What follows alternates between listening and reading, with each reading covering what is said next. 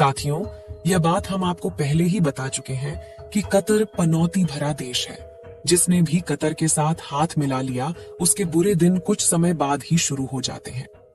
यकीन मानिए, आज हम आपके लिए एक ऐसी खबर सामने लेकर आए हैं जिसको सुनने के बाद आपको बहुत खुशी मिलने वाली है, क्योंकि पाकिस्तान ही वह देश है जिसने कतर के साथ मिलकर के भारतीय एक नेवी अफसर को फांसी की सजा सुनाई है।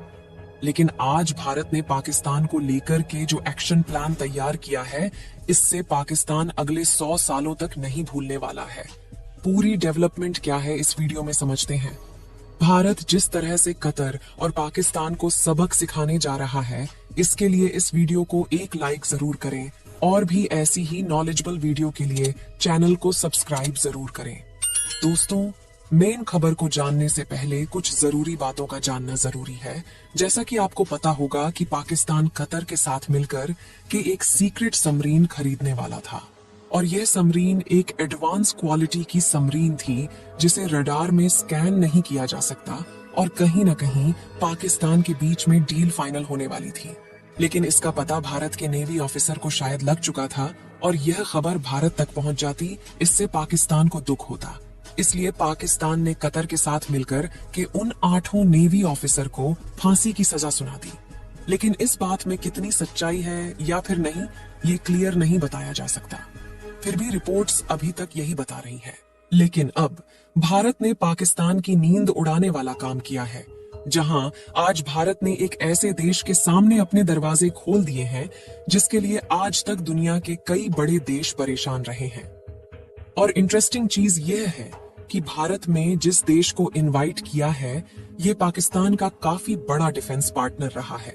दोस्तों, हम बात कर रहे हैं स्वीडन की, और आप यकीन मानिए, कुछ समय बाद स्वीडन भी अपने डिफेंस इक्विपमेंट पाकिस्तान को बेचना बंद कर देगा। आपको याद होगा, फ्रांस काफी लंबे समय तक पाकिस्तान को डिफेंस इक्विपमेंट्स बेचता रहा, लेकिन जैसे ही भारत के अंदर उन्होंने प्रोडक्शन चालू किया, भारत को एक्सपोर्ट करने शुरू किए, और पाकिस्तान से उनकी पूरी सप्लाई कट हो गई। और इस बार स्वीडन के साथ भी कुछ ऐसा होने वाला है, जहां कुछ दिनों पहले ये खबर सामने निकल कर आई है कि भारत ने पहली बार FDI यानी कि foreign direct investment defence sector में अलाउ कर दी है, वह भी 100%। और सबसे पहले यह इन्वेस्टमेंट प्लान दिया गया है स्वीडन की कंपनी को, जो भारत के अंदर रॉकेट्स मैन्युफैक्चर करने वाली है।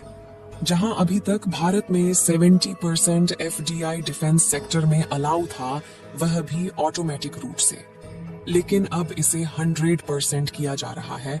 और सबसे पहले ये परमिशन स्वीडन की कंपनी को दी गई है, यानी कि फ्यूचर में हम स्वीडन से अपनी कुछ बातें मनवाने वाले हैं, जहां पर ये कंपनी भारत के अंदर दुनिया की काफी ज्यादा एडवांस मानी जाने वाली शोल्डर फायर रॉकेट का मैन्युफैक्चर करेगी। और यहाँ पर इतनी एडवांस क्वालिटी में इन फायर रॉकेट को तैयार किया जाएगा, जिन्हें भारत के डोमेस्टिक मार्केट के साथ साथ इंटरनेशनली भी एक्सपोर्ट किया जाएगा।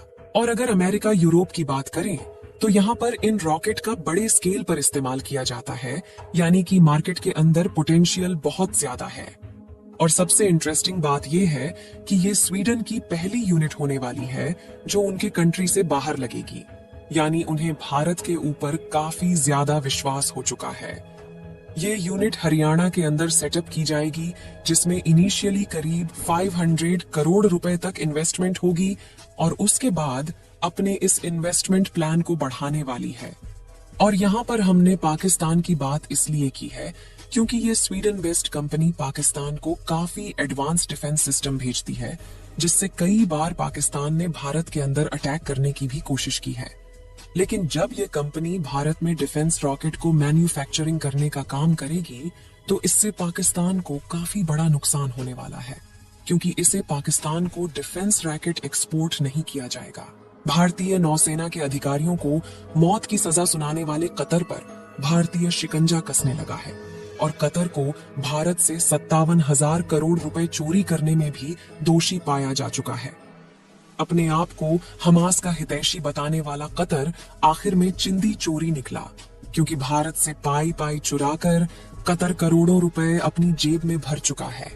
भारत अभी तक शांत था, लेकिन इस बार कतर को दुनिया के सामने जलील करने की कोई भी कसर भारतीय सरकार नहीं छोड़ने वाली। भारत जरूर बैक चैनल से अपने नागरिकों को कतर से निकालने की कोशिश कर रहा है, लेकिन साथ ही साथ दुनिया के सामने कतर का असली चेहरा भी सामने निकल कर आ रहा है। चोरी की खबर के बाद कतर एयरवेज के भारतीय ऑफिस पर छापेमारी शुरू हो चुकी है और शुरुआती खबरों के मुताबिक कतर पर 57,000 करोड़ रुपए गबन करने का आरोप लगा है। ये इतनी बड़ी खबर है कि अगर कतर की वजह से एक खरोंच भी भारतीय नागरिकों को आई तो भारत आने वाले कई सालों तक कतर को भूखा मारने के लिए तैयार है। दरअसल जब भी इंटरनेशनल एयरलाइंस भारत में ऑपरेट करती है तो एयरलाइंस को कुछ चार्जेस भारतीय सरकार को देने होते हैं। चार्जेस जैसे कि लीज रेंटल, क्रू चार्जेस और फ्यूल चार्जेस। जब भी एयरलाइंस इस कीमत को अदा करती है तब इन चार्जेस के साथ साथ जीएसटी भी इन कंपनी को देना होता है। कतर ने एयरवेज के इसी जीएसटी को बचाने के लिए एक नया हथकंडा अपनाया।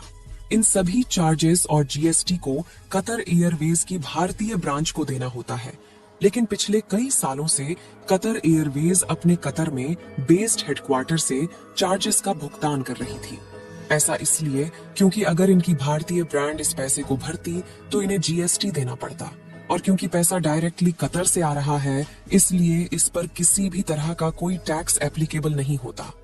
आपको बता दें कि दुनिया में अरब देशों को डेवलप और काफी अमीर देशों की लिस्ट में गिना जाता है, लेकिन इस टैक्स चोरी के मामले में सभी अरब देशों की एयरलाइंस का नाम सामने आया है, जैसे कि Etihad, Emirates, Saudi airlines, air Arabia और ओमान एयर।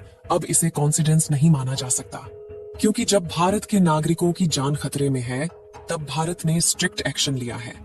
लेकिन यह केवल 57,000 करोड़ रुपए की चोरी नहीं है।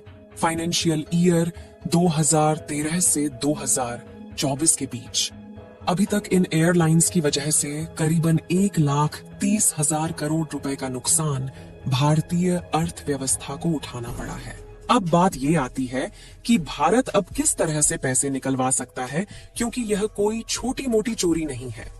एक तरीका तो यह है कि भारत एलएनजी इंपोर्ट के बदले कतर को जाने वाला पैसा रोक लें और इस चोरी के अलावा एक मोटा फाइन कतर पर लगाया जाए। लेकिन अब देखना यह है कि भारत सरकार किस तरीके से कतर के द्वारा इन पैसों को वसूल करती है। आपको बता दें कि भारत सरकार इस समय कतर में फंसे नेवी के ऑफिसरों को बचाने का भरपूर प्रयास कर रही है और भारत का एक्शन इस पर चल रहा है। साथ ही हमें उम्मीद है कि जल्द ही इससे रिलेटेड कुछ खुशखबरी जरूर सुनने को मिलेगी। बाकी आपको क्या लगता है कि इन नेवी के जवानों को भारत सरकार बचा पाएगी या नहीं? अपनी राय कमेंट में जरूर बताएं। इस वीडियो को एक लाइक जरूर करें और अपने दोस्तों तक इस वीडियो को शेयर करें ताकि उन्हें भी जानकारी मिल सके। इसी तरह और भी नॉलेजेबल वीडियो देखने के लिए अपने भरोसेमंद चैनल को सब्सक्राइब करके बेल नोटिफिकेशन को ऑल पर जरूर रखें। वीडियो को अंत तक देखने के लिए धन्यवाद।